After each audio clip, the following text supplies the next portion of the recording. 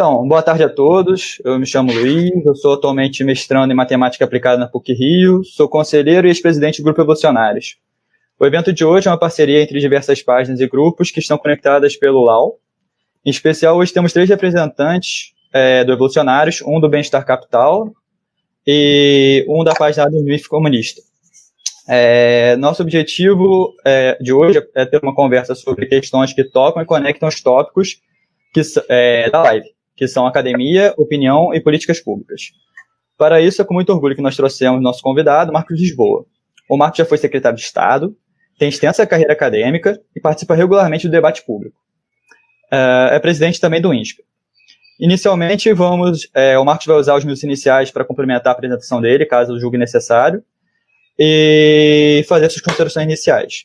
Posteriormente, nossos entrevistadores vão fazer algumas perguntas. Por fim, vamos abrir para o público perguntar o que for de interesse para o Marcos. Tá bom? Boa tarde, Marcos. Você pode começar. Bom, boa tarde, gente. Obrigado aí pelo convite. Prazer estar com vocês. Pedindo para falar um pouco sobre, enfim, política pública, debate público, evidências. Então, deixa eu voltar um pouquinho para trás. O debate no Brasil, em particular sobre economia, sempre foi um debate muito peculiar, né? Porque foi sempre a economia no Brasil, ela surgiu um pouco descolada, né, da economia feita no resto do mundo, né? Pegando aí anos 40, 50, o pensamento econômico ele era caracterizado por correntes que tinham visões de mundo, né? Então você tinha uma corrente minoritária, bem minoritária, mais liberal, Eugênio Goudin, e alguns pouquíssimos outros, né? Tinha uma visão que foi se consolidando mais nos anos 50, 60, daquele nacional desenvolvimentismo que tinham diversas correntes, né? E aí a visão de mundo olha, os países pobres são pobres porque eles se especializam em produtos agrícolas, você tem um problema da produtividade no campo, e os países não conseguem fazer a transição para o desenvolvimento porque eles já acabam ficando numa teia do comércio exterior, né? Você tem os países ricos produzindo bens industriais, país pobre produzindo commodities, né? Os preços das commodities tendem a cair, né? E aí eles ficam numa armadilha de pobreza. Então a saída para o desenvolvimento é proteger a produção local, para que o mercado possa se desenvolver. Então você protege via barreiras alfandegárias, cria incentivos para o investimento privado e usa o investimento público em áreas estratégicas, sei lá, siderurgia ou áreas essenciais, né? Então isso requer uma certa coordenação das decisões de investimento, né? E um pouco a abordagem de vários países emergentes, sobretudo a América Latina e o Brasil, tinha todas essas características nos anos 50. Né? Então, comitês que juntavam multinacionais, empresas privadas locais, governo, estratégias onde entra o Estado, subsídios ao setor privado, o câmbio, né? Você chegou a ter taxas múltiplas de câmbio, né? Para, enfim, que mais valorizadas para alguns bens agrícolas, né? Com subsídios para alguns insumos importantes para o desenvolvimento da indústria, e instrumentos de financiamento tipo o BNDE, que surgiu naquela época, depois virou o BNDES, que era relativamente comum, tá? A Turquia também teve seu Banco de Desenvolvimento, enfim, vários outros países.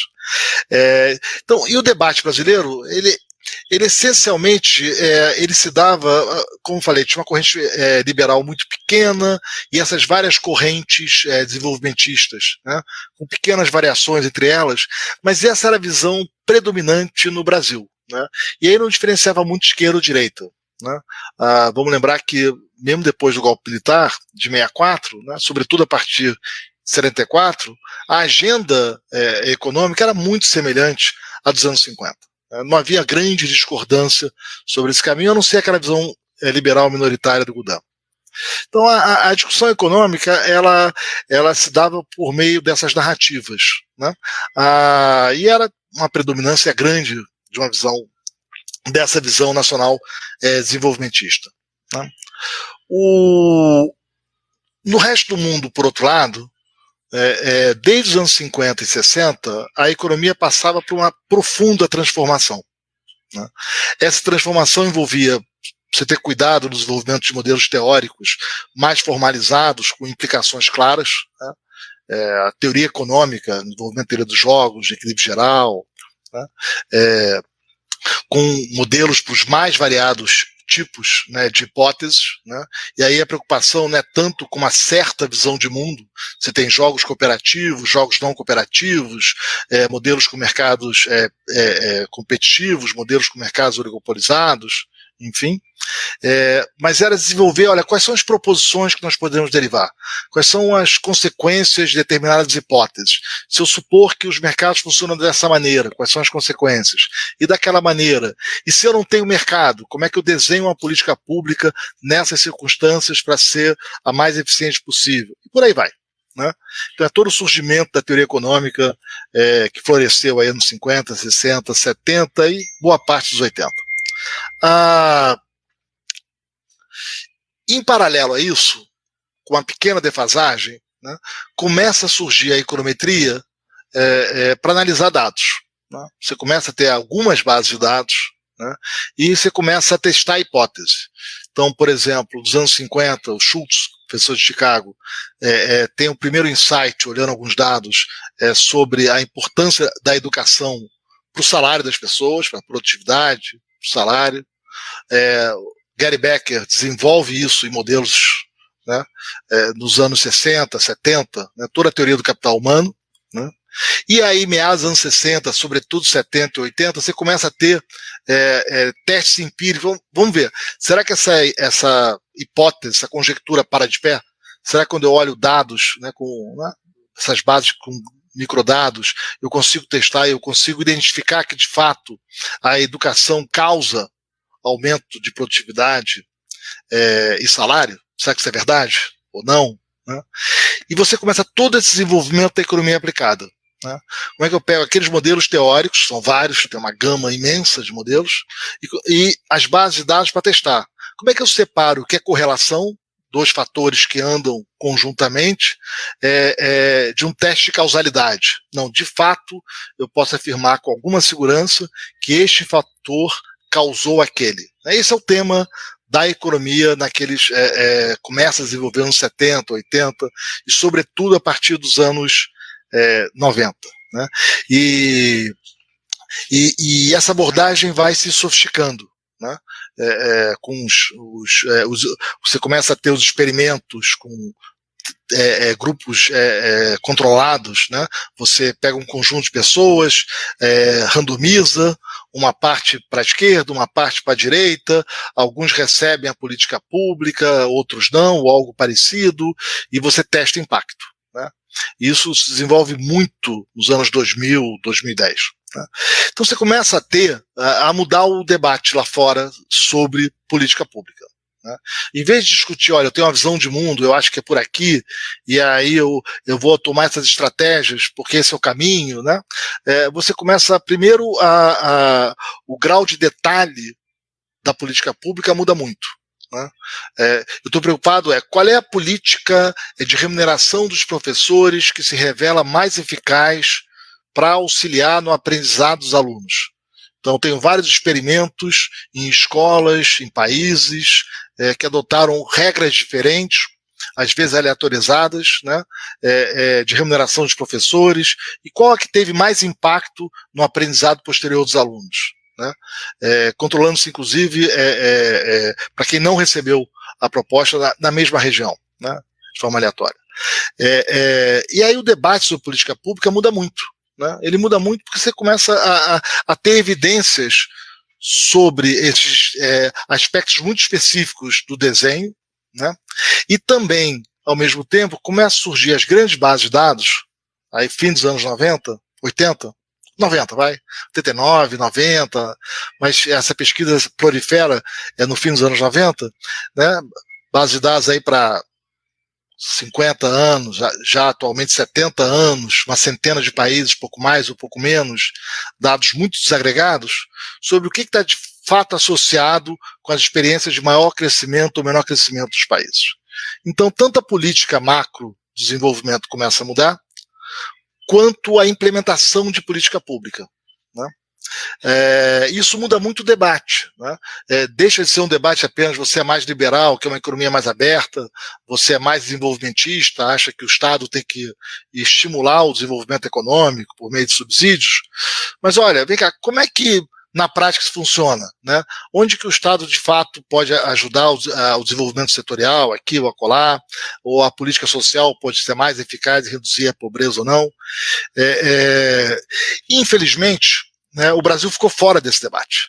Quer dizer, o debate nesse Brasil, enquanto o mundo se moveu para este tipo de debate, né,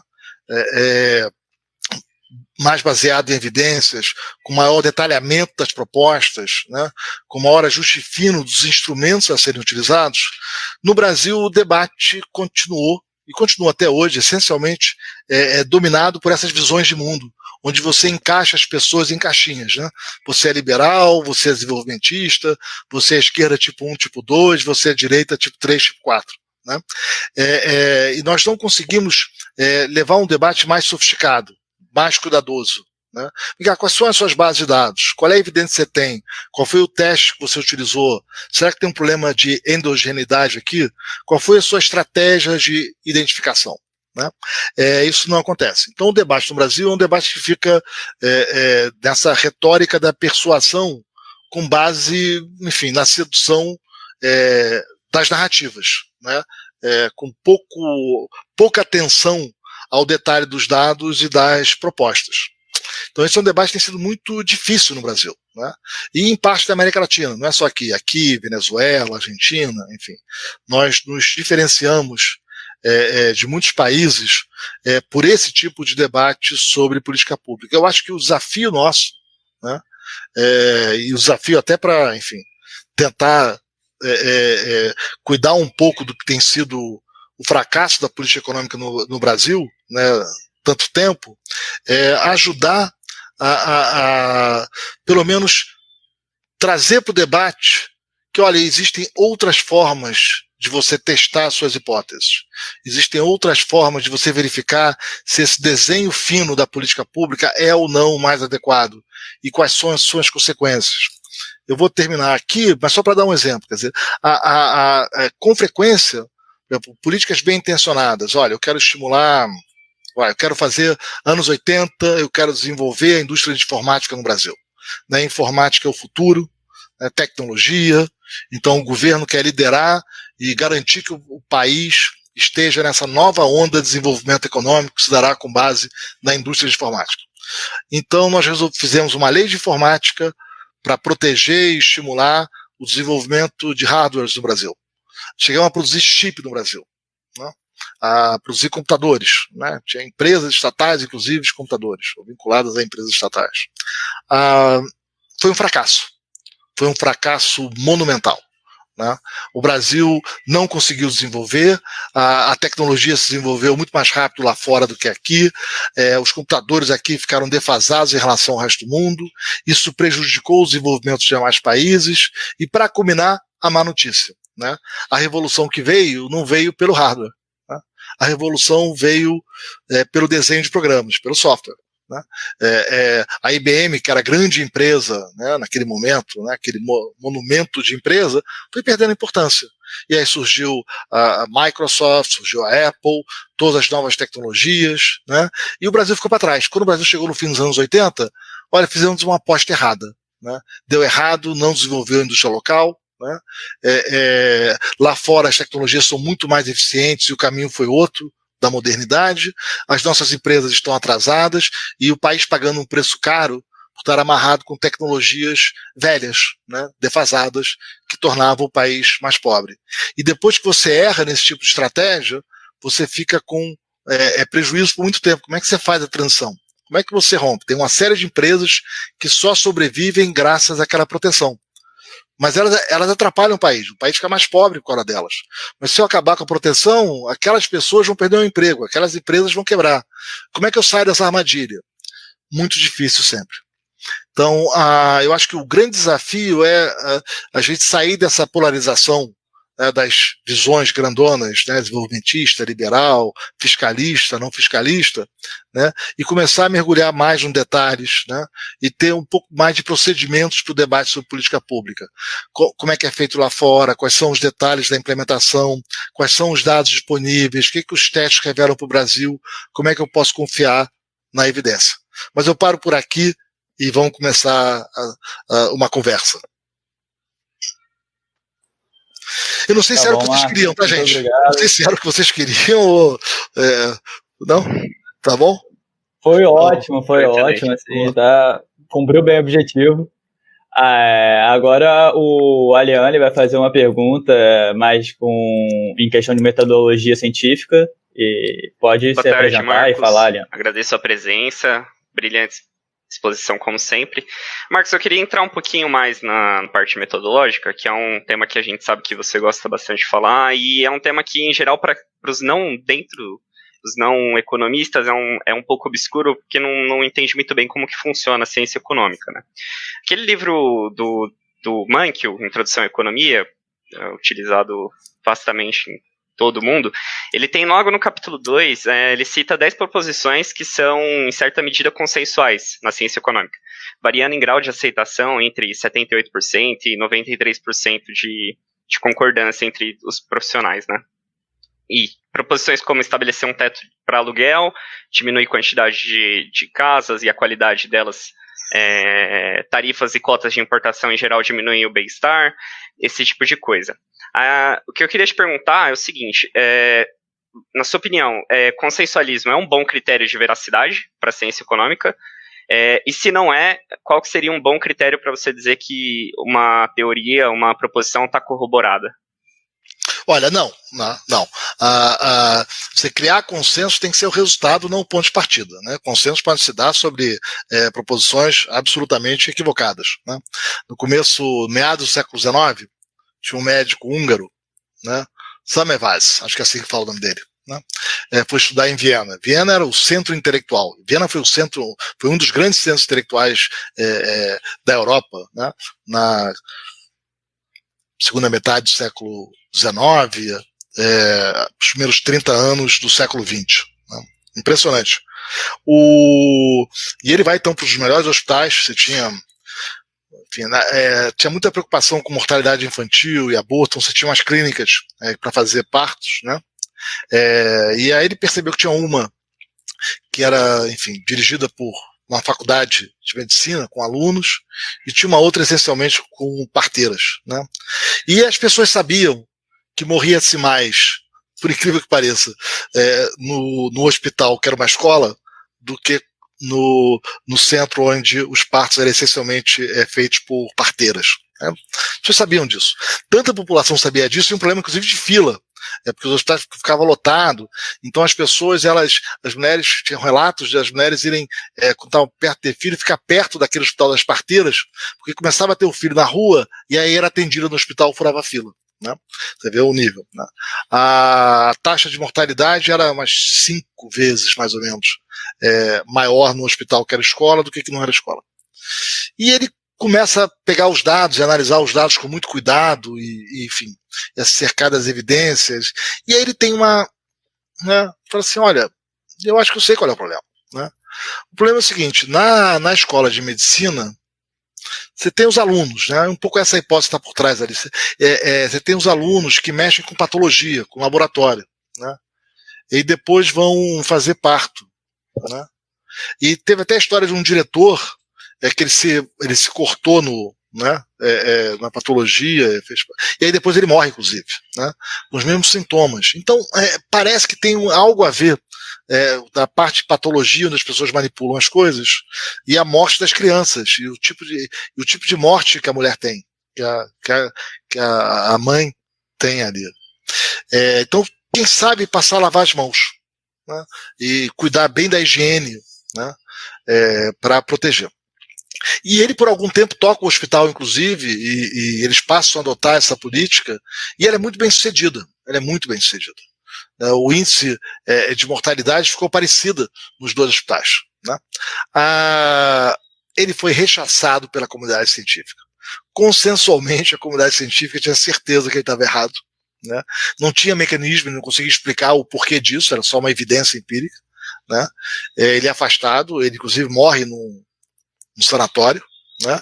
Há relatos que talvez ele tenha sido inclusive morto depois de uma surra tomada pelos guardas do sanatório, e durante anos voltou-se, né? O hospital retornou aos velhos hábitos, né? Mães continuaram a morrer, né, no parto, e só muito mais tarde, e acho que sobretudo a partir de Pasteur, a medicina compreendeu o mecanismo de transmissão das doenças e procedimentos básicos como higienizar bem as mãos passaram a ser adotadas e a mortalidade caiu. Então, consenso não quer dizer muita coisa, né? Todo o esforço desse rigor no método das ciências é você tentar se livrar dos seus preconceitos. Todos nós temos preconceitos. Nós estamos viesados. A ciência não é neutra. Não é que você tem um conhecimento objetivo, você vai aprender a verdade dos fatos. Quem quer a verdade, você vai escolher ou filosofia, nem todos os tipos, ou religião. Aí você vai encontrar a verdade. Na ciência, o que se procura como é que eu posso fazer afirmações com mais confiança? Como é que eu posso verificar se por acaso eu estou errado, ou eu estou muito errado? Né? Como é que eu posso criar um mecanismo para domar meus preconceitos? Né? E aí você cria uma série de procedimentos, de metodologia para fazer isso. Né? Então, testes aleatorizados, né? Testes cegos, né? Usar placebo de um lado, a droga do outro. Né? Se eu quero testar, por exemplo, política de remuneração de professores, eu posso desenhar 3 políticas diferentes, separo aleatoriamente várias comunidades parecidas em 4 grupos, para cada um desses grupos recebe um tipo de regra de remuneração, o 4º grupo nada recebe, acompanha 2, 3 anos e vê os impactos. E aí vocês descobrem, esse tipo de mecanismo funciona melhor, generaliza. É como se faz com medicina e com vários outros, em várias outras áreas. Então, o que se procura é ter muito cuidado, né, em testar as conjecturas. Primeiro, as conjecturas têm que ser precisas. Elas têm que poder rejeitadas pelos dados. Né? Os dados têm que estar disponíveis. E você testa e você vai aprendendo com a experiência. Você nunca vai ter certeza de que descobriu a verdade. Né? Mas você vai falar, olha, com a informação que eu tenho, essa abordagem, esse desenho de política pública, esse tipo de tratamento, ele se revela mais eficaz do que os demais.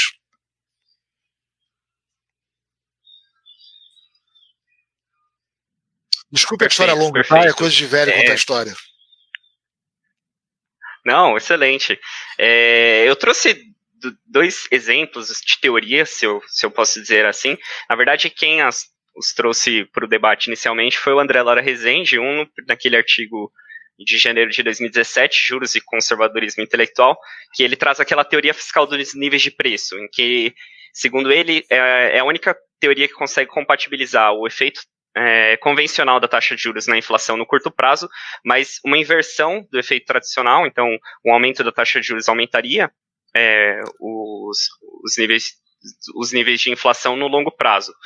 E a segunda teoria que ele traz lá em março de 2019, que é a Modern Monetary Theory, ou teoria monetária moderna, em que a emissão monetária ela não é condição necessária nem suficiente para a existência da inflação, para a aceleração dela, né? Você citou que a importância do teste empírico, a importância da formulação ser precisa. Essas 2 teorias, e claro, em alguns momentos você já demonstrou a não aceitação delas, e eu gostaria de perguntar para você quais pontos desses metodológicos que essas 2 teorias falham. É falta de evidência? Não é uma conjectura muito precisa? E qual que seria em termos? Não, primeiro, vamos lá. Primeiro, esses argumentos não têm novidade. Tá? Você volta lá nos anos 80, né? Fim de 70, 80, né? Tem um paper clássico, um artigo clássico do Sargent Wallace, né? Tom Sargent, e você já conhecia a relação entre política fiscal e monetária. No fundo, a política monetária é parte da política fiscal. Né? Ambas elas estão fazendo transferências de renda entre o futuro e o presente. Né? A fiscal ela é mais engessada pela sua natureza, né? Você passa pelo orçamento, você envolve gastos muito importantes para a sociedade, são valores muito relevantes, né? E a monetária é mais ágil, você tem mecanismos mais rápidos de fazer essa transferência, né? Via, por exemplo, modelo de meta de inflação. Então, a relação entre fiscal e monetária é muito conhecida, tá? E não tem novidade. Tá? Parte 1. Né? Eu acho sempre engraçado ter que relembrar Sargent Wallace. Né? Parece que as pessoas esquecem, né? Ou talvez não conheçam, mas é curioso isso. Isso era meio beabá da macroeconomia há 40 anos atrás. Além disso, você tem os modelos de equilíbrio geral com mercados incompletos e ativos nominais, né?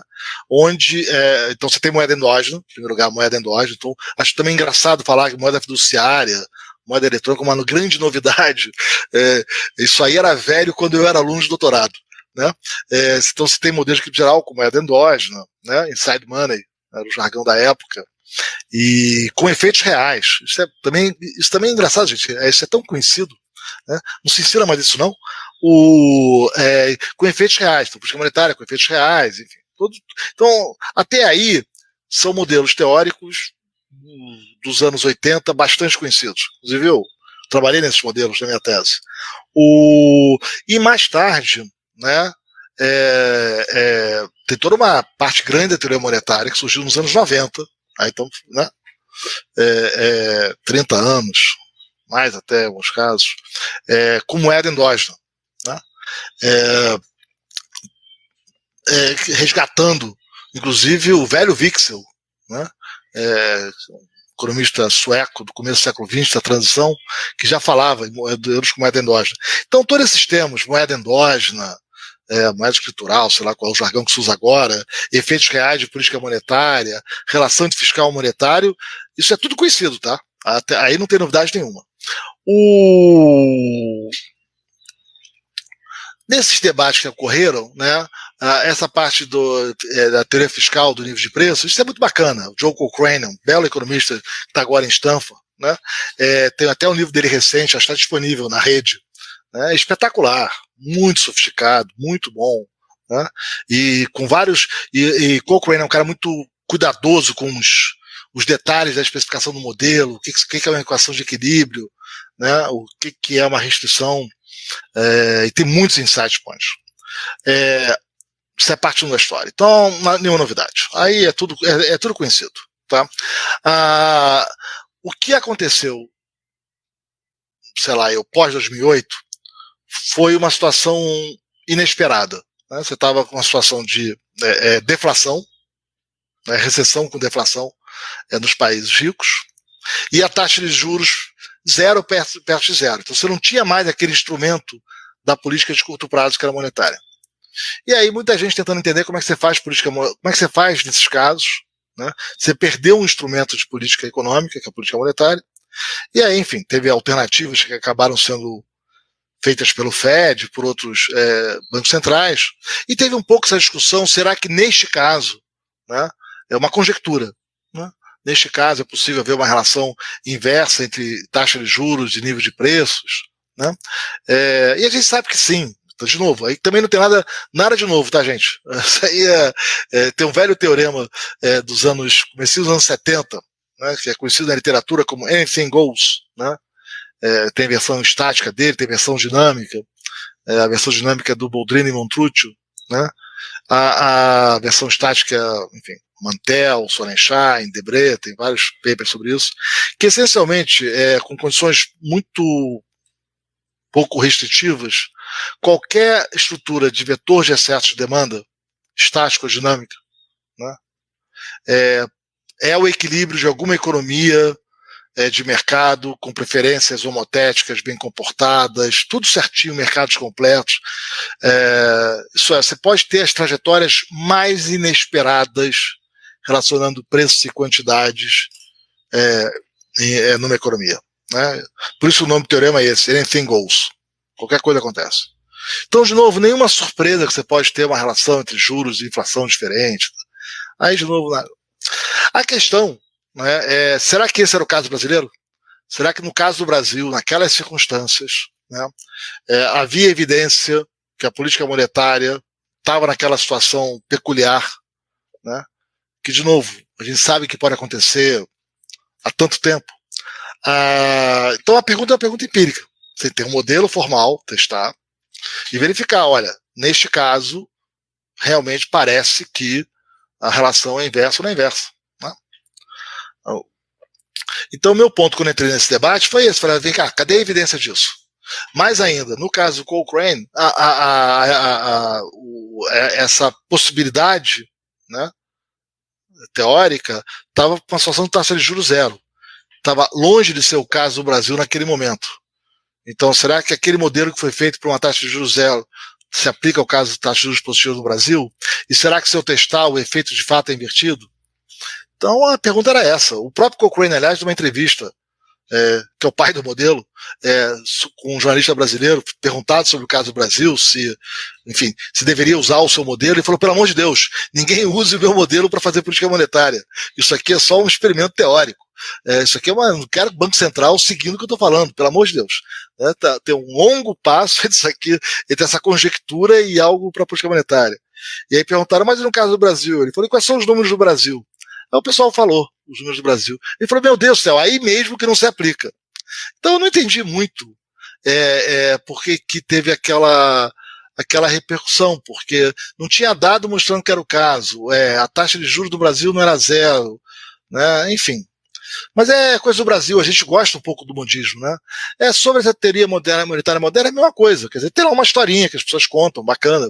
A gente pode sempre contar a história, acho que a gente tem que respeitar a opinião de todo mundo, né? É parte da boa prática. Mas tem evidências, dados? Foi testado? Né? Tem modelo, tem teste empírico, ou é só um palpite? Confesso que propor um debate público propostas de política econômica com base em palpite não me parece o mais adequado. Eu prefiro quem tem dado, tem evidência, olha, e todos os dados e evidência mostram que a política monetária no Brasil está até hoje numa fase bem convencional. Né? Você sobe juros, você tem impacto de redução da inflação, enfim. Não sei se a resposta foi longa, mas se esclareceu. Esclareceu sim, muito obrigado, Marcos. Não, agora eu queria...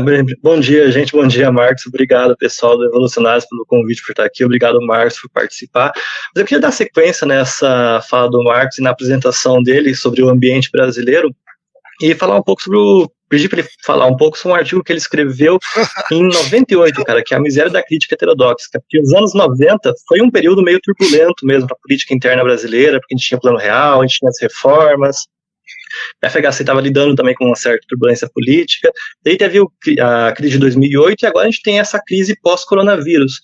Eu queria entender como você vê esses dois momentos, né, e se você vê alguma similaridade do ambiente de debate público desses dois momentos, dos anos 90 e 2008. Caramba, e desse aquele artigo lá dos anos 90. Vamos lá, aquele artigo foi só... Eu voltei para o Brasil, né? E, enfim, eu me formei na UFRJ, que era uma escola bastante heterodoxa, né? Passei por todos os caminhos, estudei Marx, estudei Keynes, né? Livros pós-keynesianos, né? E a tradição heterodoxa do Brasil, ela se faz essencialmente por oposição a uma visão do que seria a teoria neoclássica, ortodoxa, o jargão que se dá hoje. E aí fala, não, ortodoxo acho que tem racionalidade perfeita, individualismo metodológico, né? Política monetária não tem impacto. E aí, à medida que eu fui estudando, né, enfim, estudar no mestrado, no doutorado, assim, mas não tem nada disso. Você tem modelos de jogos não cooperativos e cooperativos, tem modelos com racionalidade limitada. Naquela época, os modelos racionalidade limitada já eram velhos, né? Eles vêm dos anos 50, com a Lé, depois o Daniel Ellsberg, os paradoxos, aí toda a literatura que vem com Tversky, Schneidler, enfim, uma literatura gigantesca, né? Naqueles anos não tinham ainda ganho o prêmio Nobel, mas estavam à beira de começar a ganhar o prêmio Nobel, né? Quer dizer, uma literatura consolidada. Então eu olhava aquela caricatura que se fazia do que seria a teoria neoclássica ortodoxa do Brasil e falava assim, vem cá, mas ninguém leu, Né? Como é que se afirma isso e se forma a gente com essas afirmações tão equivocadas? Né? Como é que é isso? Né? E aí foi um pouco aquele texto, né? Tem 3 partes aquele texto. É um pouco isso. Então, assim, gente, pelo menos leiam, né? Tem modelos de racionalidade limitada, tem modelos do Sunspot que são o contrário do que o Paul Davidson afirma que são, né? Pelo visto ele não entendeu. Vocês falam que tem umas hipóteses meio estranhas, né? Que não existem, né? Vem cá, cadê aí? Vocês estão falando várias coisas, cadê? Né? Então eu acho que é isso. Eu achei que o debate do Brasil ia avançar mais, né? A gente continua ainda naqueles jargões, né? Então você vê as pessoas fazendo afirmações, né, sem base em dados, com um desconhecimento profundo do que são os debates lá fora. Então é uma pena, quer dizer, já disse algumas vezes, quer dizer, o Brasil não é um país pobre à toa, né? A gente faz muito esforço para permanecer um país pobre.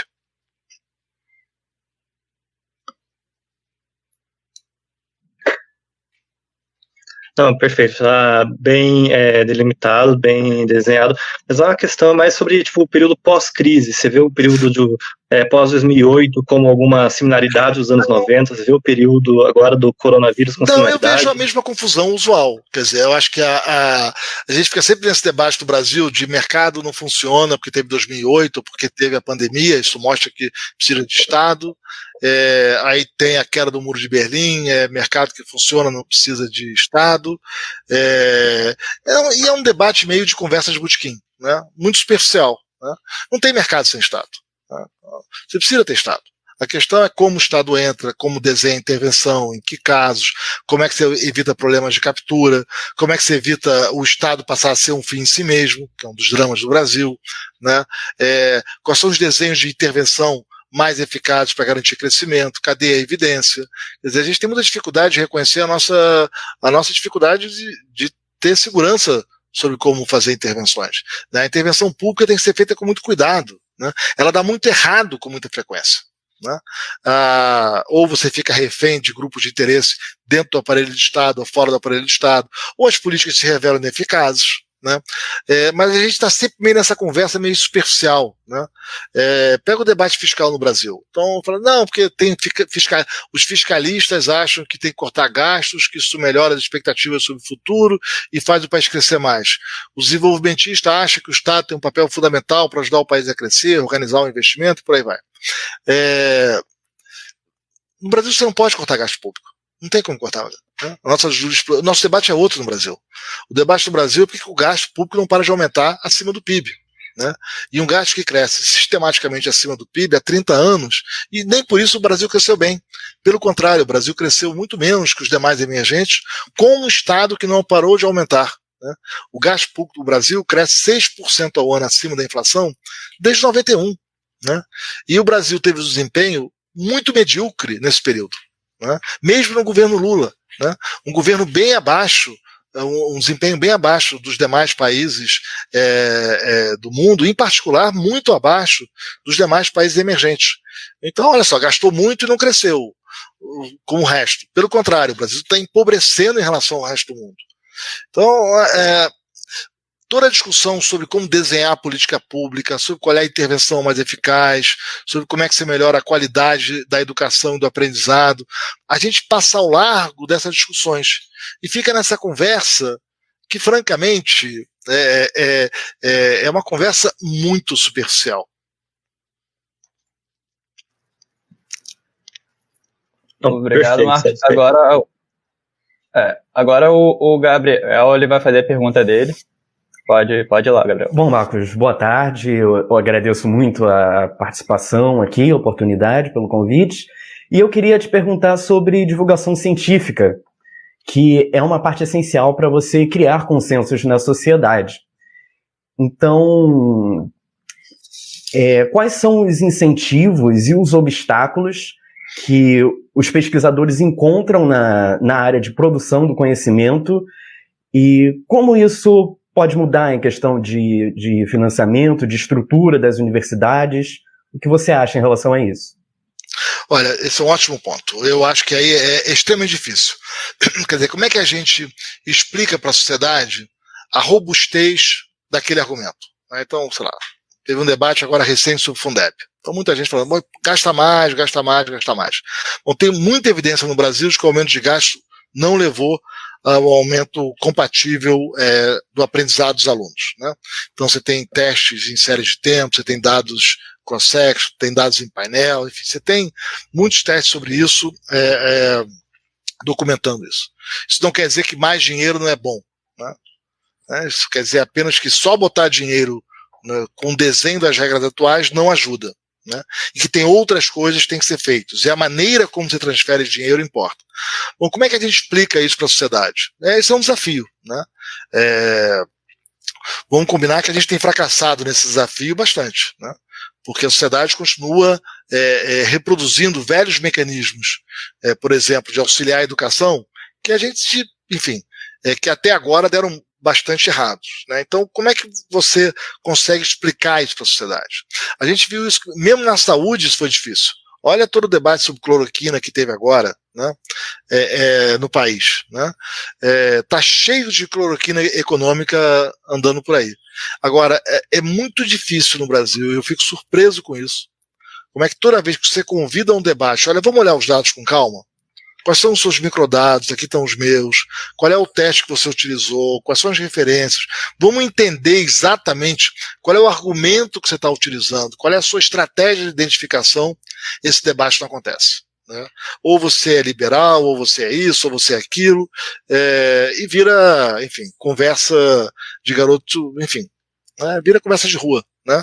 E a gente não consegue transmitir para a sociedade a importância desse debate, né?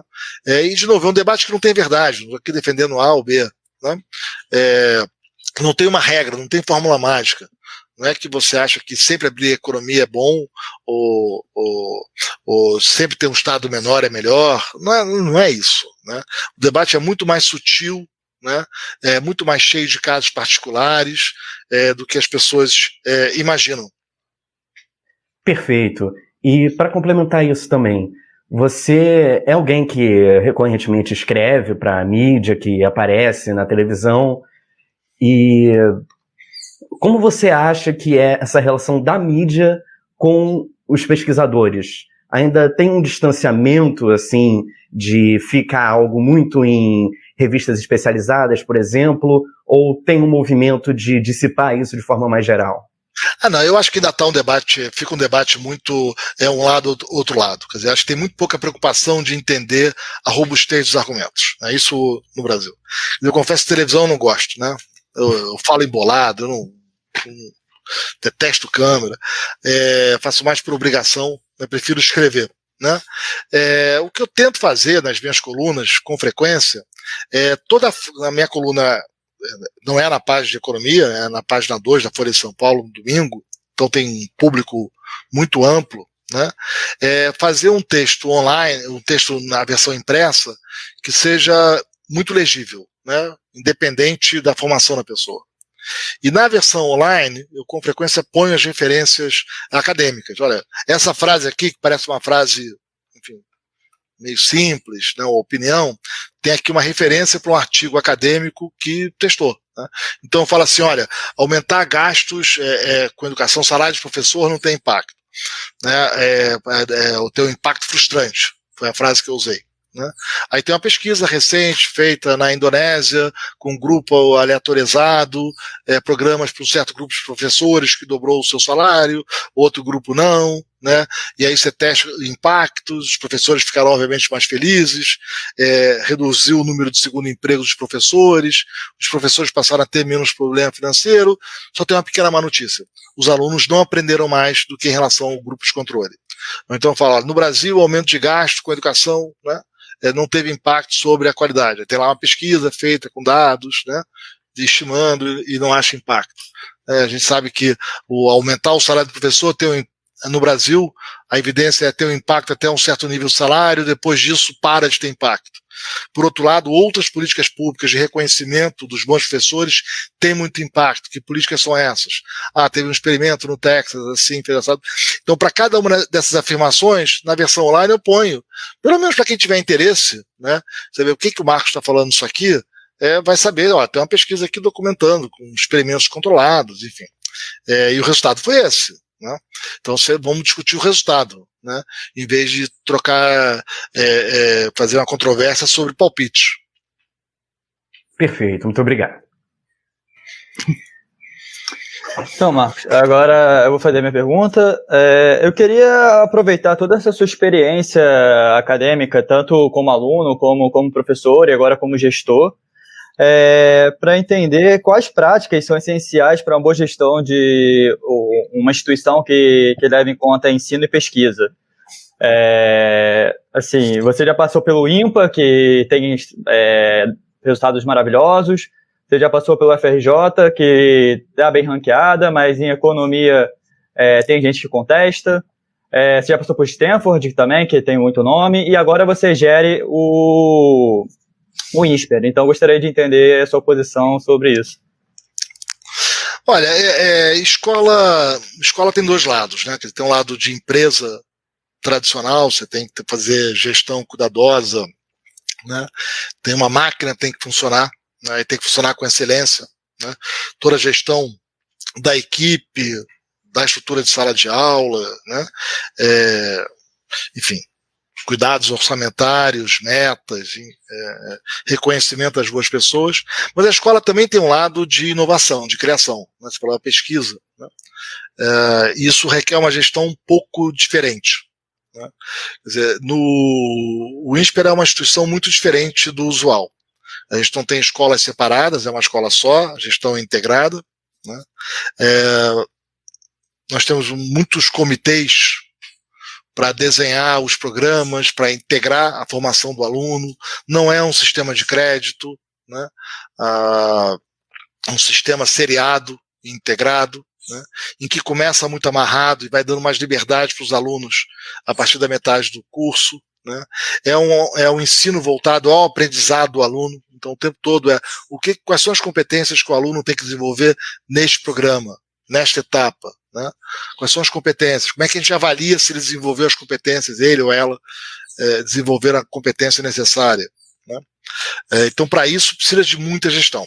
Então, tem trilhas, tem grupos de professores, redesenho contínuo dos programas, avaliação de aprendizado, tem uma área independente da escola para medir o desenvolvimento dos alunos, né, e reportando diretamente a mim, né? Por outro lado, tem um lado de inovação, né? Inovação na pesquisa, na produção técnica, no debate sobre política pública, né? E aí você precisa ter mais princípios claros e avaliação a posteriori dos resultados. Nem que é como feito na boa academia americana, né? Então você tem comitês internos e externos, por exemplo, para avaliar a qualidade da pesquisa dos professores. Às vezes tem um artigo que é seminal, que ele muda uma área. Às vezes tem uma produção muito grande que não é tão relevante, né? Ela não contribui tanto, né, para o conhecimento da área, né? Então nós temos comitês internos e externos, e as promoções para o último nível de carreira são feitas sempre por comitês externos de avaliação. Então, professores de fora, em alguns casos de fora da escola, em outros casos de fora do Brasil, né?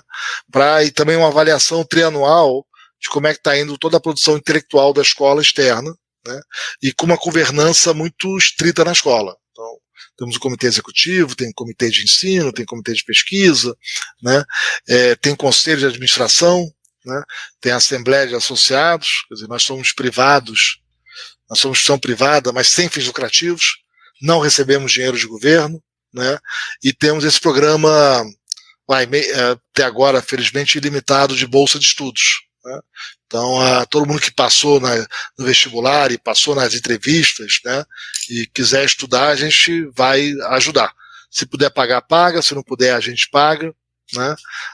Da moradia, da auxílio manutenção. Mas sempre, quer dizer, a bolsa na escola é exclusivamente com base em renda familiar, né? E tem os programas da pós também, política pública, centros de empreendedorismo, mestrados, doutorados, enfim.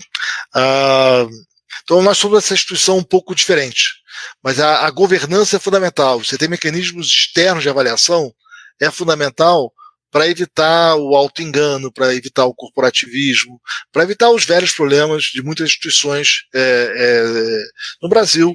Infelizmente já acontece. Não sei se expliquei aqui um pouquinho. Sim, sim. Eu queria também agora entrar um pouco mais no detalhe de que a diferença que você acha que tem na gestão das universidades que são exclusivamente públicas, como as federais, as universidades ou institutos como o INPA, que é uma organização social, que eles recebem dinheiro do governo, mas também recebem doações privadas, e de instituições como o INSPER, PUC ou FGV, que são sem fins lucrativos, mas privadas. Deixa aqui eu fazer uma coisa. Quer dizer, eu acho que é complicado eu ficar falando dos pares, né? Então, não vou comentar muito, mas deixa eu falar uma coisa. O INPA é uma joia. O INPA é uma coisa inacreditável que o Brasil tem. Acho que as pessoas reconhecem pouco a importância do INPA, a relevância da qualidade da sua pesquisa, a transformação que fez a matemática e em várias outras áreas, né? Eu não passei muito tempo no INPA, passei pouco tempo lá, eu fazia o mestrado na FRJ, depois fui pro doutorado, mas tem uma gratidão imensa. E você olha a contribuição intelectual do INPA, é espetacular. O INPA devia ser um exemplo para o país, né? Eu acho que a educação no Brasil tem uma crise. A gente tem que reconhecer que tem uma crise antiga, né? Às vezes, com raras exceções, a educação no Brasil ela absorve muitos recursos públicos com poucos resultados para os alunos, né? O ensino médio brasileiro, por exemplo, é uma situação dramática, né?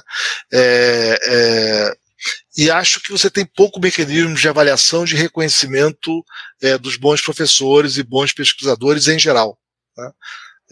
E isso acaba, enfim, levando a esse quadro, né, de baixa produção intelectual e de baixa formação de pessoas mais qualificadas. Mas, como eu disse, eu me concentro só na minha escola, não vou ficar falando dos demais aqui. Então, de repente, de uma forma mais geral, você poderia dizer, tipo, os incentivos corretos para que os pesquisadores consigam produzir, ao invés de só volume, produzir com qualidade e produzir, tipo, algo que realmente é interessante para a sociedade, porque o que ocorre muito hoje em dia é ter uma pressão dos pesquisadores de pesquisar qualquer coisa que seja publicável, né? Para poder pontuar e tudo mais, lá na CAPES, não sei, e daí... Como você acha que deveria ser feito esses incentivos de pesquisa? Eu acho que ficar fazendo tabela de pontinho que publicou na revista A ou B, né, é bobagem. Isso aí não vai dar certo, né? Isso gera todos os incentivos atrapalhados. Quer dizer, acho que a academia lá fora tem mecanismos bons de avaliação. Você tem que ser avaliado pelos seus pares, né? Você tem processo, tem governança, tem competição entre as escolas, né? Você paga mais aos melhores professores e pesquisadores, né? Avaliações externas, duras, né? Enfim, né? No Brasil a gente tem um modelo que não tem sido muito eficaz, né? Enfim, mas é uma escolha nossa, e isso é uma tradição da política pública brasileira, né? Nós não temos de fato no serviço público brasileiro avaliações de desempenho, né? Olha a dificuldade que é. Veja bem, vamos pegar ensino médio, né? O que um aluno do primeiro ano do ensino médio no Brasil tem que saber de matemática, né? O que tem que saber de português? Cadê a descrição detalhada do que tem que saber? De qualquer que seja a escola, né? Tem avaliação de aprendizado? Nós estamos lá medindo se o aluno aprendeu ou não aprendeu. Você tem uma gestão de resultados em que você acompanha os diretores, os professores de cada escola. Olha, os seus alunos estão aprendendo menos, né? Olha, você está pouco engajado, né? Veja bem, não. Então, nós não fazemos gestão da educação. Se você não faz gestão da educação, não se surpreenda com os resultados não serem bons.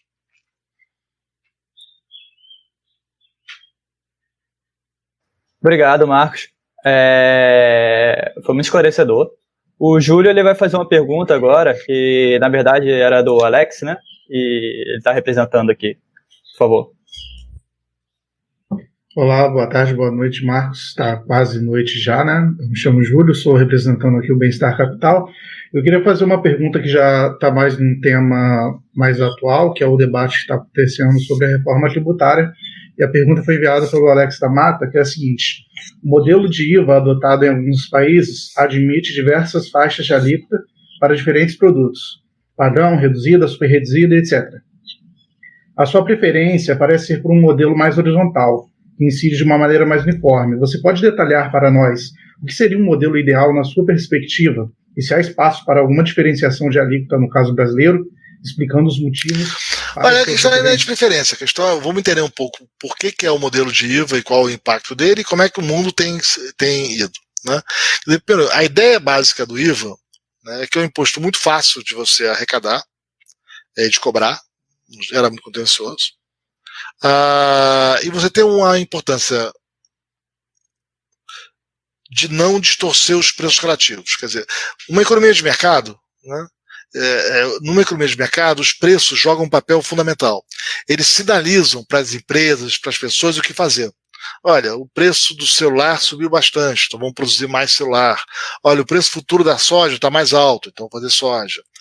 Olha, essa tecnologia aqui é mais barata do que aquela, mais moderna. Vamos usar a tecnologia mais moderna. Tudo que você não quer é distorcer o sistema de preços para que ele passe você a produzir o que o país não faz bem, usar tecnologias ineficientes. Né? Então você não quer distorcer. Então você quer o seguinte: olha, antes de cobrar o imposto sobre bens e serviços e depois de cobrar impostos sobre bens e serviços, os preços relativos têm que ser o mesmo. Qual é o imposto que garante isso? É o IVA com uma alíquota única. Né? Imposto muito simples. Então, todo bem ou serviço, toda decisão de consumo vai ter embutido em si o mesmo percentual de imposto total, toda a cadeia. Então, pode ser um celular, pode ser um livro, pode ser um remédio. Todo mundo ali vai ter, sei lá, 20% de imposto na cadeia inteira, somando tudo. Você paga. O IVA garante isso. O IVA faz isso. Se você não tem um IVA, você começa a ter múltiplas alíquotas, e no caso do Brasil, estamos longe de ter qualquer coisa parecida com IVA, você distorce os preços. Então, por exemplo, no Brasil você não tem na construção civil tecnologias modernas, às vezes, de produção com pré-moldados, estrutura metálica. Por quê? Porque tudo que você comprar de fora pronto, você vai pagar imposto. E você não repassa esse imposto depois, não compensa na cadeia depois. Então é melhor você produzir na própria obra, o que fica mais barato. Quanto mais você fizer na obra, menos imposto você paga. Mas isso quer dizer que você fica obrigado a usar uma tecnologia defasada, antiga. Né? Várias decisões de produção são feitas porque, direto ou indiretamente, os tributos distorceram o que é mais eficiente fazer. Você faz algo porque, ou direto ou diretamente, você paga menos imposto e não porque é mais eficiente. Você vai usar menos capital e trabalho e vai obter mais bens. Né?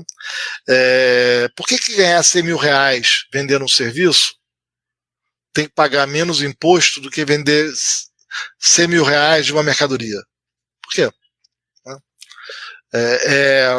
Então, o ponto do IVA é esse. Né? Me dá uma boa razão pela qual você vai optar, né, por um imposto que distorce os preços e impede o país de crescer mais. Aí tudo bem. Né? O segundo ponto é, quando você pega no mundo, né, o IVA é um imposto disseminado no mundo, e crescentemente mais países adotam o IVA, e crescentemente tem menos exceções. Né? Não, mas eu quero ajudar os pobres, por exemplo, desonerar a cesta básica. Olha o tamanho da encrenca que você gera. Bom, o que é a cesta básica? Não sei, né? Cesta básica no Recife deve ser uma coisa, no Rio é outra, São Paulo é outra. O que é a cesta básica? No Rio Grande do Sul, né? Aí você vai definir produtos para entrar. Aí começa, o que é um produto? O que é um pão? Ah, pão, tá. Pão francês, tá bom. E o pão preto? Não sei. E o pão doce? É pão ou é doce? Aí começa. Né? Aí peixe, tá bom. E o salmão é peixe? Salmão é peixe, né? Então o salmão entra na cesta básica. Aí você começa, né? O problema é definir o que é o produto. É um caos. Bom, depois disso, você fala assim, bom, salmão o rico come, né? Então você está dando subsídio também para os ricos. Verdade. Fazer um simples exercício contrafactual que o Ministério da Fazenda fez há alguns anos. Vamos pegar todo o dinheiro que você deixa de arrecadar porque você desonerou a chamada cesta básica. E em vez disso, vamos transferir esse dinheiro para os mais pobres via Bolsa Família. Qual é o tamanho do impacto? Olha, o impacto é 12 vezes maior na redução da pobreza. É muito melhor você fazer a política pública via gasto do que via tributação. Né? E tentar diferenciar produtos na tributação é um pesadelo. Né? É um pequeno pesadelo, você não consegue. Enfim. Bom, o nosso sistema tributário é tão errado, mas está tão longe de um IVA, é inacreditavelmente tão atrapalhado, que até, enfim, isso aí precisa de horas para poder explicar, mas o que é impressionante no Brasil é como é que a gente pode ter um sistema que é tão torto e tão diferente do resto do mundo. E é curioso, quando você fala do IVA, a quantidade de disparates que supostos especialistas, pessoas que são advogados tributaristas falam, é de cair o queixo. Né? Quer dizer, parece que a gente vive num universo paralelo. Né? Obrigado, Marcos. Aproveitando o tema, então, tem todo esse debate sobre a CPMF, o governo ele já está tentando impor novamente a CPMF, né, o executivo, e há uma resistência legislativa.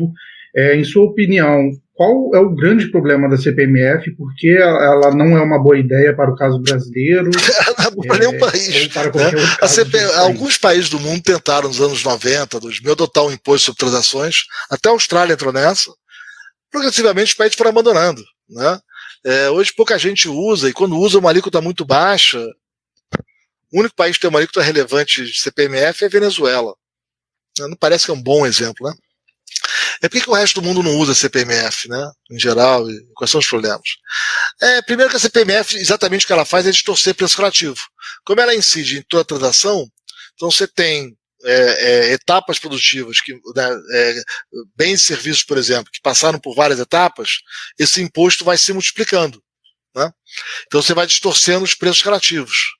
Então vai tornando relativamente mais caro aquilo que teve muita etapa de produção antes. E relativamente barato aquilo que teve pouca etapa. Então você vai começar a produzir coisas distorcidas da eficiência econômica. Segundo, você pode falar, bom, mas se é grande ou pequeno, como é que sabe? Bom, tem trabalho sobre isso.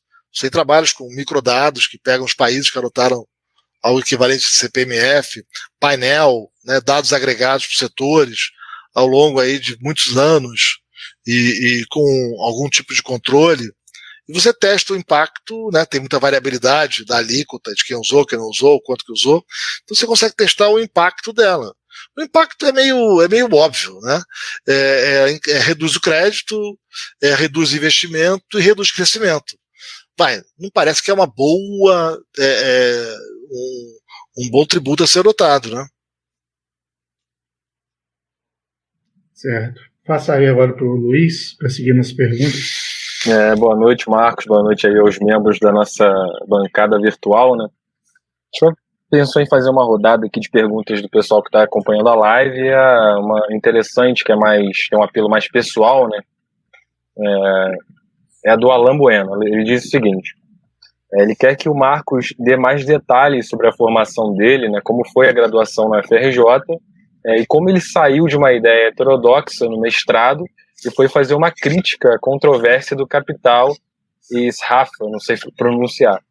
E, claro, o PhD com David Cass. Tá bom. Não, olha só, lendo. Você aprende lendo, né? Então, eu fui para a FRJ, então, comecei estudando Marx, Keynes, enfim, os neo-ricardianos, né? E aí, lá no metade final do curso, comecei a estudar micro, né? Tentar entender como é que eram o que era equilíbrio geral, né? Muita curiosidade de ler, e fui lendo, fui começando a estranhar. Depois do mestrado, a minha tese era uma tese sobre os neo-ricardianos, e ela vai ser uma grande resenha sobre os neo-ricardianos. E aí, eu falei, bom, se eu estou falando sobre neo-ricardianos, enfim, os filhos do Sraffa, Piero Sraffa, eu tenho que saber como eles, tudo da heterodoxia é uma crítica aos neoclássicos, eu tenho que conhecer os neoclássicos. Aí que eu fui parar no IMPA para aprender alguns detalhes de equilíbrio geral para poder fazer minha tese de mestrado da FRJ. Foi assim que eu fui fazer, acabei estudando matemática, um pouco de análise, enfim, aprender algumas coisas. Mas eu fui para isso. Aí eu fui estudando, e aí eu comecei a descobrir que era tudo meio disparatado. porque eles não faziam ideia do que estavam falando. Né? A controvérsia capital estava cheio de problema, né? Era uma controvérsia, na verdade, é um modelo de Estado estacionário, do steady state, né? Lá do Valhalla, do começo do século. O Samuelson também cometeu uma bobagem ali, naquele debate, enfim, mas quando você olha equilíbrio geral, aquilo não existe. Né? Pura bobagem. Né? Enfim. E aí eu fui estudando e aí virou uma. Falei, então não sabiam o que estavam falando, aí virou uma crítica.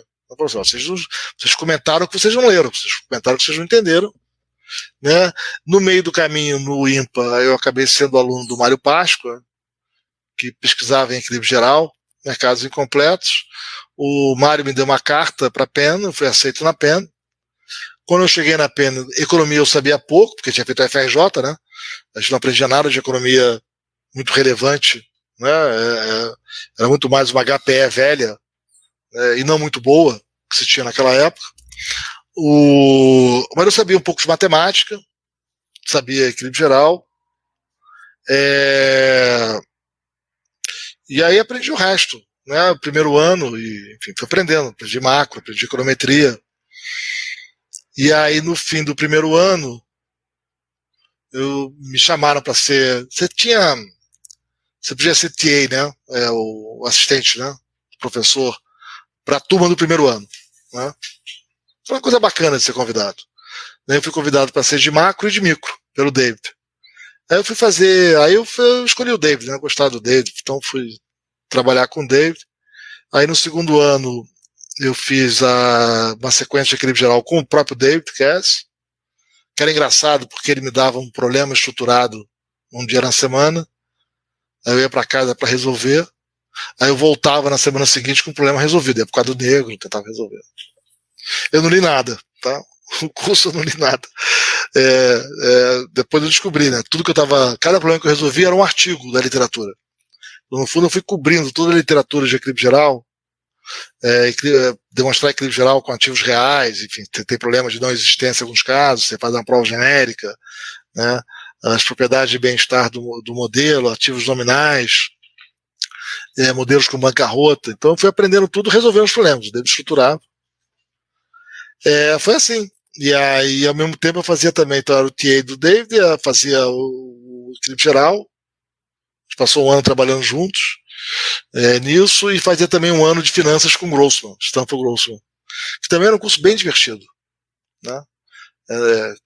O Grossman tinha um jeito todo diferente de dar finanças. E ele e o David Cass eram muito parecidos de um lado. Pessoas muito diferentes, mas eram muito parecidos. Porque ambos você ia ensinando trabalhando. Né? Você aprendia trabalhando, demonstrando. Né? E a matemática vem depois. Primeiro você entende o problema econômico. Primeiro entende o problema que você quer tratar. Né? E à medida que você vai trabalhando no problema, você vai descobrindo as propriedades e eventualmente você vai atrás da matemática que precisa para poder analisar aquele problema. Então, o Grossman começava, sei lá, com o lema da não arbitragem, né? Aquele princípio básico de finanças. Não tem estratégia para ganhar dinheiro, com certeza. Aí você fazia esse modelinho simples, né? Intertemporal simples, aí você resolvia, provava, né? Enfim, via as propriedades, né? E aí descobrindo zero price, tudo isso, mas você ia descobrindo. Né? E aí você vai trabalhando, você começa a fazer binomiais, ativos, né? Com incerteza, binomiais. E aí você vai desenhando as opções, e aí você vai tomando limites, né, quando o intervalo, né, do tempo discreto vai se aproximando a zero, aí você descobre, né, o Brownell Motion. Né? Você chega ao Brownell Motion, você estava trabalhando um problema econômico com certas propriedades, e aquilo levou aquela função muito estranha, para quem não é muito familiarizado, que é o Brownell Motion. Aí depois você vai descobrindo lá, né? Enfim, você acaba no martingale, você vai desenvolvendo toda a teoria de finanças da época moderna, né? E equilíbrio geral é a mesma coisa. Então, eu aprendi assim, é uma maneira bacana de aprender. Você vai aprendendo fazendo, né? Resolvendo os problemas, entendendo. Né? Enfim, um pouco essa história. Beleza. Vamos dar prosseguimento a algumas perguntas aqui. Fizeram uma pergunta sobre o Fundeb, eu acredito que você já respondeu essa pergunta na explanação do Matheus Barbosa. Agora eu queria fazer uma pergunta aqui do Alex Beato, que ele queria saber a sua opinião sobre a criação da renda básica universal no Brasil. Se é primeiro necessário a gente ter outros tipos de reforma, como uma reforma administrativa e tributária antes, ou se cabe uma renda universal no Brasil, se ela depende de uma dose, quanto seria essa renda universal? Qual é a sua opinião em geral? Vamos separar, porque eu acho que tem uma confusão nesse debate. Quer dizer, uma coisa é você querer ter uma renda mínima, tá? Que aí vai ser alguma variação do Bolsa Família. Isso você garante que todo brasileiro tem um padrão mínimo de qualidade de vida, independente do trabalho, independente do que faça. Isso é uma coisa. Outra coisa é você querer dar uma renda para todo brasileiro, pobre e rico. Isso traz uma complicação adicional. Se eu quero dar uma renda para todo brasileiro, pobre ou rico, eu tenho que tributar mais todo mundo, né? E veja que é um exercício meio inútil, né? Porque, por um lado, por outro não, por outro ele é prejudicial. Eu tributo mais todo mundo, vou ter que arrecadar mais. E eu transfiro para o rico também dinheiro, né? O problema, aí tem vários problemas. O primeiro problema é o seguinte: tributar, você sempre torna um país mais pobre. Então, esse é o primeiro problema. Você tem uma perda de recursos, toda vez que você faz uma tributação, o país perde alguma coisinha. Tem estimativa para isso. Quando você perde 20 centavos por real arrecadado, 30 centavos por real arrecadado, você tem perda, tá? Você gera distorções econômicas, você gera problemas de incentivos, tá? Tem todo um custo em tributar. Eu estou usando aqui os valores feitos para os Estados Unidos, tá? Então, assim, para que você fazer isso? Para tributar o rico e transferir para o rico, né?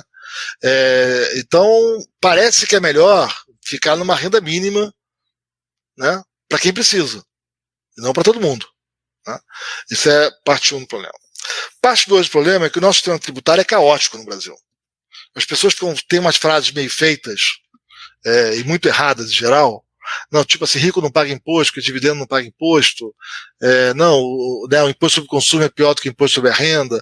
É tudo meia verdade de quem não estudou o problema no detalhe, né? O nosso sistema tributário é muito caótico e ele atrapalha muito o país a crescer. O Brasil é um país que cresce muito há 4 décadas. O sistema tributário é parte do problema.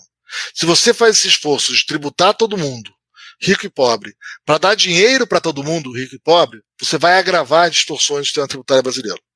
Então, não só você tem uma perda inerente a qualquer sistema tributário, quando você tenta tributar, você torna o país mais pobre, como no nosso caso vai tornar ainda mais pobre pelas distorções que nós temos no nosso sistema tributário. Então, acho que é melhor ficar numa renda mínima, né? E aí alguma variação do Bolsa Família, que a gente tem hoje. O Bolsa Família você pode expandir, você pode daqui a pouco aumentar. Bacana.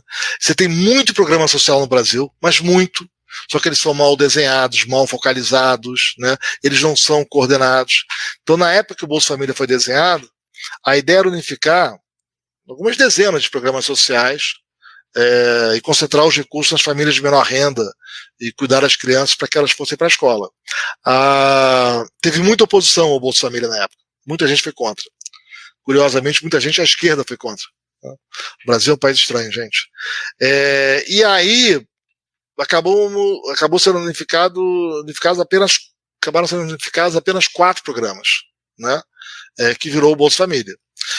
Eu acho que unificar os demais que nós temos, né? Isso faria uma política social bem mais eficaz, né? Mas tem que fazer com calma, né? O Brasil é um país que vamos lembrar o seguinte: o Brasil é um país que aumentou a carga tributária. De novo, eu falei antes, o gasto público cresceu 6% ao ano, acima da inflação desde 91. 6% é muito. A carga tributária no Brasil aumentou 9 pontos nos últimos 25 anos. 9 pontos do PIB é um aumento imenso de carga tributária. Isso não virou o bem-estar social que a gente esperava. A nossa pobreza caiu menos do que em países que tinham número de pobres parecidos em 95. O aprendizado do ensino médio não aumentou. Então nós fizemos um imenso aumento da carga tributária. Tira país da antiga União Soviética, o Brasil é um dos países emergentes hoje com maior carga tributária do mundo. É das maiores dívidas públicas do mundo. Foi onde o gasto cresceu uma barbaridade nesses 25 anos. E nós não melhoramos a qualidade da política pública. Então nós temos um problema no Brasil. Como é que o resto do mundo consegue cuidar muito melhor das suas crianças e da pobreza do que o Brasil? Tá? Então, quando eu digo que a conversa fica num plano superficial, é por causa disso. Quer dizer, parece que é só pegar dinheiro e dar e resolveu, né? Não tem dado certo. E quando você mergulha nos dados, você vê o fracasso das experiências brasileiras. Então tem muito trabalho a fazer para melhorar a eficácia da política pública, de fato cuidar dos grupos vulneráveis, de fato cuidar da educação. Mas não parece essa a nossa opção. Ô Marcos, ainda sobre essa questão, você acha que aquela proposta do Friedman de imposto de renda negativo seria aplicável? Mas essa proposta, quer dizer, vamos lá, de novo, não é que tem uma proposta, né? O Friedman tem lá uma ideia geral, né? Desenhos daquele tipo são comuns e estão prontos há anos no Brasil. O que eu acho engraçado é que parece que todo mundo meio descobriu a pólvora agora, né? E aí isso me sugere um pouco que é tudo conversa de moda, né? As pessoas conversam, sei lá, na minha época no que via no Jornal Nacional, agora que vê numa rede social que alguém falou e vira conversa da moda sem estudar o assunto. Proposta para unificar os programas sociais, né? Sem criar incentivos negativos no mercado de trabalho, como, né, é o argumento por trás do ponto do Friedman, né? Existem, tão comuns e tão disponíveis aí. É só entrar, sei lá, ver as publicações do Ricardo Paz de Barros, o André Portela, tá lotado. Bom, tem um mar de propostas nisso, muito bem feitas, muito cuidadosas, que estão prontas, né? Eu acho engraçado que agora tá cheio de pai e mãe do renda mínima no Brasil, né? Eu me pergunto onde é que estava esse pessoal em 2003, quando o Bolsa Família apanhou tanto, né? Naquela época não tinha ninguém ajudando desse grupo. Marcos, nesse sentido eu fiquei curioso. Você teria algum comentário a fazer sobre a renda cidadã que está sendo testada em Maricá? Eu acho que tudo, gente, as pessoas ficam no modismo, quer dizer, vamos lá, não é assim que se faz. Quer dizer, primeiro vamos entender, quer dizer, não é simplesmente dar dinheiro para as pessoas e achar que você resolveu o problema do país. Né? Esses programas têm que ser muito bem desenhados, eles têm que ser integrados. Você já tem políticas no Brasil, sociais, imensas, que entram em contradição. Olha, eu vou dar um exemplo para você. O Brasil é um país, em geral, você imagina o quê? Você imagina que quando aumenta o desemprego, aumenta o pedido de seguro-desemprego. Isso é senso comum. Quando é que vai ter mais pedido de seguro-desemprego? Quando o desemprego está maior. Baixem os dados do Brasil e vejam a correlação. A correlação no Brasil é negativa. O pedido de seguro-desemprego, ele aumenta quando o desemprego está baixo. Políticas mal desenhadas. Aí você fala, mas como é que é isso? Como é que é possível? Não, gente, porque tem que entender, tem rotatividade. Se você está num período de baixo desemprego e você fica desempregado, você tem o FGTS, tem a multa, né? Então, para você vale a pena rodar de emprego quando a economia está bem. Então, a taxa de desemprego está baixa, mas você ganha mais rotatividade no período de baixo desemprego.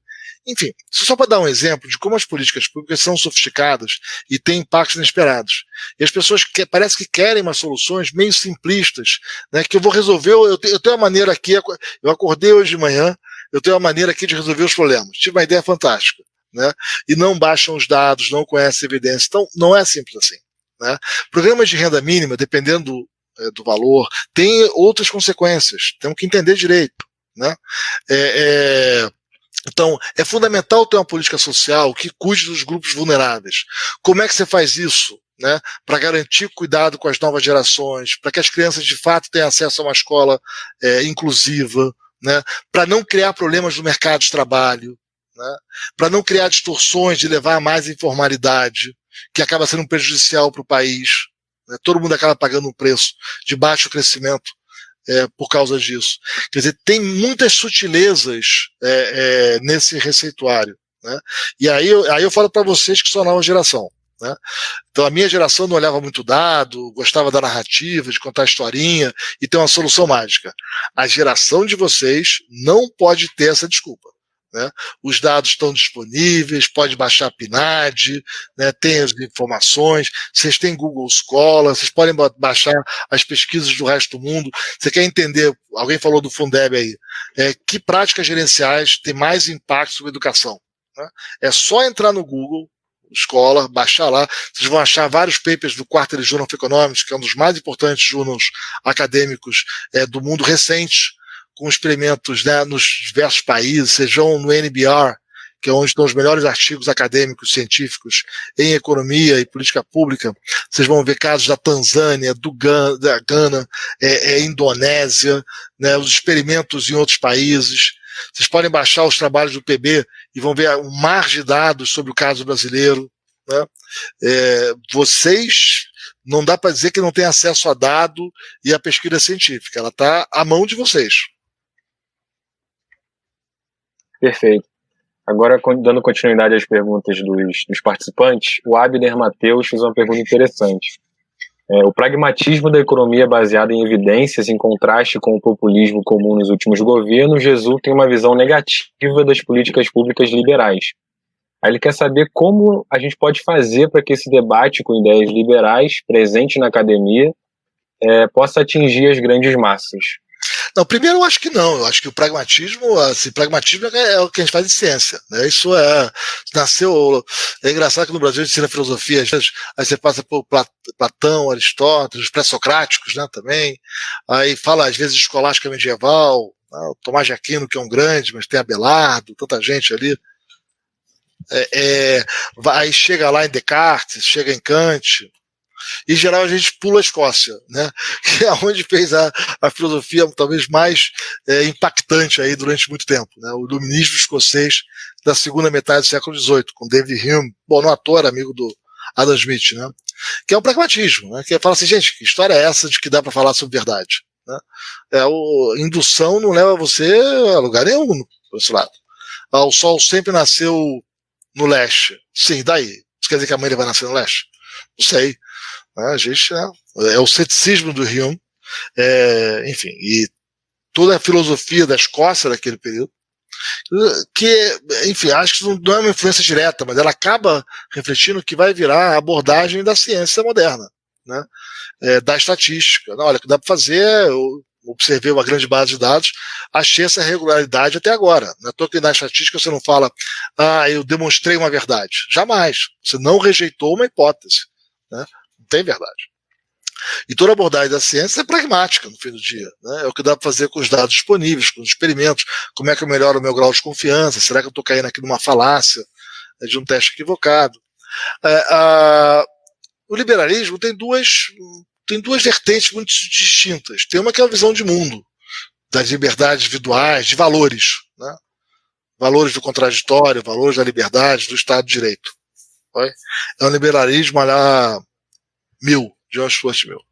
Tem um outro aspecto que aí é muito mais pragmático, que é, olha, que políticas são mais eficazes e como é que se evita todos os problemas de economia política que a gente conhece. Porque muitas vezes, então às vezes mercados funcionam bem, até aí tudo bem, deixa lá a competição funcionando. Outras vezes ele não funciona tão bem, mas será que vale a pena o governo intervir? Não sei. Às vezes o governo intervém e você tem outros problemas, né, associados a isso, você cria problemas de economia política. Enfim, tem uma literatura gigantesca sobre isso. Né? Quem tiver interesse, basta ler o Tiroli, né? Ou qualquer dos livros dele, né? De Revolução Industrial, enfim, ou os demais livros, ou aquele sumário bacana que ele fez há alguns anos, né? O Economia do Bem Comum, acho que é assim que... Né? O Tiroli ganhou o Nobel, Jean Tiroli, em 14, acho que foi 14 ou 12.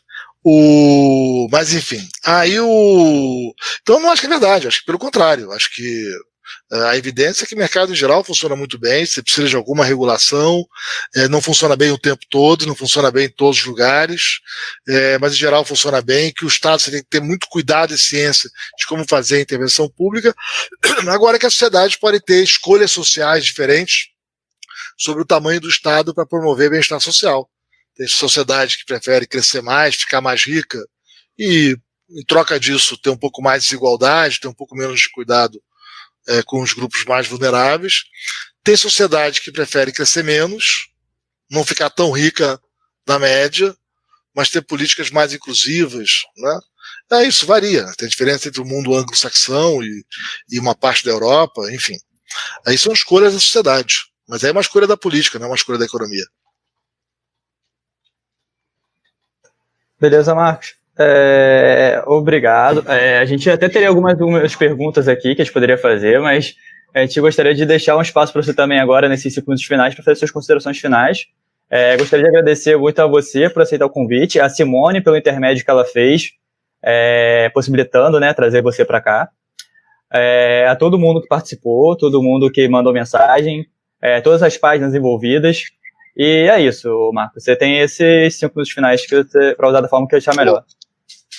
Tá bom, gente. Olha, para mim é um prazer, né? Conversar com o aluno eu adoro, tá? Então eu acho bacana. Eu tenho esse estilo assim meio português direto, né? Então não reparem, né? Mas eu acho mesmo que vocês têm que, a geração de vocês tem que estudar. Vocês têm que buscar.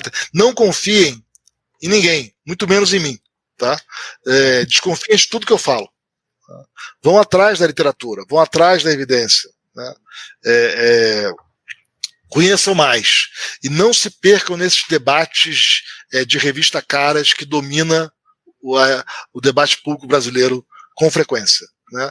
Essas opiniões meio ligeiras, né, para cá, para lá, né? Vão atrás da evidência.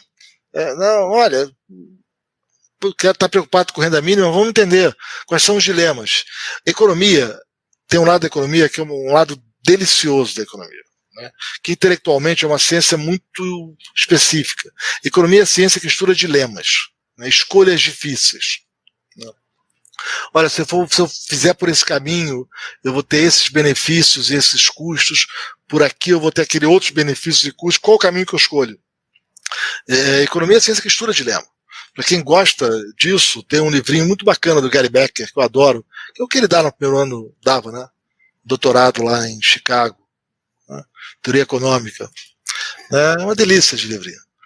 A economia estuda dilemas, né? São essas, e depois disso, como é que se dá a interação social, né? E por isso tanta multiplicidade de modelos de jogos cooperativos, não cooperativos, equilíbrio geral, assim, assado, mercados completos, incompletos, e as escolhas pessoais, como lidar com os dilemas. Você pode ter uma pessoa mais racional, você pode ter racionalidade limitada, você pode ter variações de fatores de desconto no futuro, enfim. Né? Então a teoria econômica por si só já é fascinante. Você pega os teoremas do Arrow dos anos 50, né, o teorema da impossibilidade da razão social, os teoremas do Allman, né, impossibilidade de concordar em discordar, tanta coisa, tantos resultados que você vê um desses resultados teóricos, você fica zonzo, você fala assim, caramba, nunca esperei isso, quer dizer que nessas condições esse resultado vale, mas o que está por trás disso? Isso abre uma agenda de pesquisa. Olha a agenda de pesquisa que o teorema do Arrow gerou, né? É uma coisa assim genial. E por outro lado, esse diálogo permanente com os dados. Como é que você testa, como é que você avalia a veracidade, ou melhor, se foi rejeitado o argumento ou não, quais são as evidências para cá ou para lá. E você está sempre recheado de dúvidas. Mas você vai sempre aprendendo alguma coisa. Olha, naquele caso isso funcionou, naquele caso não foi bem assim, no caso do Chile foi assado, na Colômbia foi assado. E essa disciplina de estar sempre buscando os dados, as evidências, o outro caso. Quer dizer, esse é o lado fantástico da economia. E o fato de ser um método de trabalho, que tem essa preocupação de entender dilemas, né? Como é que se dá a interação social, e para isso você modela, enfim, todas as formas de interação social que a gente é capaz de imaginar. A gente não sabe como é que é o mundo, né? O que problema vai tratar no mundo. E ao mesmo tempo essa obsessão com os dados e com os testes, isso é que permitiu à economia entrar em tantos ramos do conhecimento, que muito mais do que uma visão liberal, não liberal, qualquer dessas, enfim, lugar comum que tem por aí, essa maneira de tratar o problema que diferencia a economia, né? E por isso a economia entrou na ciência política, entrou na sociologia, entrou no estudo da violência, né, da discriminação, e sobretudo, né, o rigor da honestidade intelectual, né? Eu sempre conto, né, um dos heróis da profissão é o Jim Heckman, né, que ganhou o Nobel, um cronometrista impressionante, uma obra monstruosa. E tem uma evidência, né, que nos anos 60, no movimento Civil Rights, né, direitos civis, né, americano, sobretudo no Sul, isso teve um impacto grande tanto na escolaridade das pessoas quanto na renda dos trabalhadores negros. Essa evidência existe, ela está aí, né? Os economistas falavam fácil. Você fez o movimento civil, educou mais as pessoas, eles passaram a ganhar mais, isso levou ao aumento do salário. Não é que tinha uma discriminação, se tinha alguma discriminação era no acesso à educação. Mas mercado de trabalho, discriminação, porque se um trabalhador é mais produtivo do que o outro, eu vou contratar o mais produtivo. Então, é um ponto que o Friedman fazia, outros faziam, né? Então não tem como discriminação racial sobreviver no mercado de trabalho. Porque, gente, né, se Antônio produz 100, João produz 80, e eu não contrato o Antônio, sei lá, pela cor da pele, pela cor do cabelo, qualquer coisa que seja, ou alguém contrata e eu vou quebrar e o outro vai sobreviver. No limite, o argumento era esse. E aí o Heckman, e ele conta isso, tá? O Heckman conta isso. E aí ele foi com os alunos dele, durante anos ele foi tentando demonstrar que estava certa essa tese. Isso é que você podia associar todo o aumento da renda dos trabalhadores ao aumento da educação. Aí roda teste para cá, roda para lá, não conseguiu. Tentava, não conseguia. Tentava, não conseguia. Ai, caramba, não consigo. E aí ele falou, bom, já que eu não consegui, deve ter algum problema. Então eu vou tentar pelo outro lado. Será que tem? Aí ele começou a ver e falou assim, olha, eu não vou entrar aqui em detalhes, acho que tem um artigo dele com o coautor, acho que no Journal of Economic Literature, anos 90, tem um livrinho dele, é fácil achar, gente, também busquem aí. Né? Mas é ou no Journal of Economic Perspectives ou no Journal of Economic Literature, é um artigo imenso, imenso. Né? Porque ele não consegue provar nenhuma nem outra. Né? Mas da primeira, que é tradicional, ele fala, não consigo, aqui não dá certo. A segunda, ele vai construindo os argumentos. E no fim ele fala assim, olha, sabe do que mais? Eu acho que eu estava errado. Eu não tenho uma prova muito forte, mas a melhor evidência que eu tenho é que eu estava errado e que, de fato, né, o movimento dos direitos civis americano de fato tinha um problema de discriminação no mercado de trabalho, e aí ele tenta especular por como é que seria possível sobreviver isso com concorrência, e que de fato teve uma importância. Quer dizer, isso para mim é honestidade intelectual. Né? Isso é levar a sério o modelo, é levar a sério os dados, é não brigar com a evidência e querer aprender com a experiência. Né?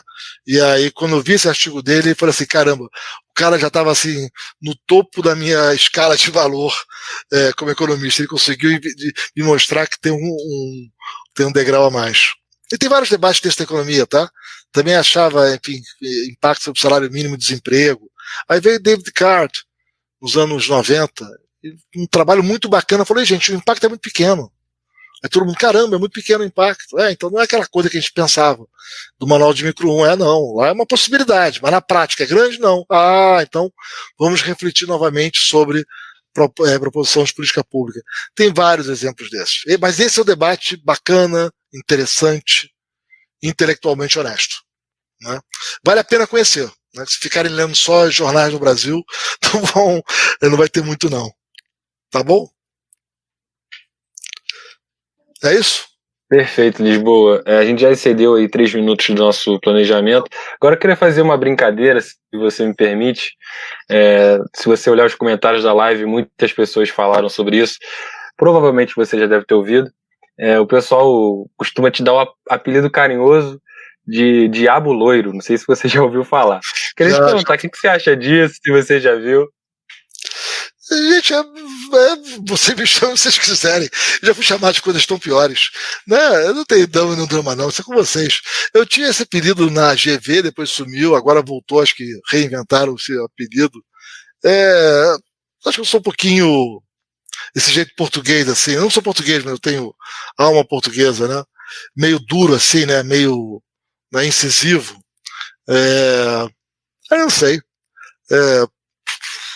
Não me cabe dizer nada, isso cabe a vocês. Né?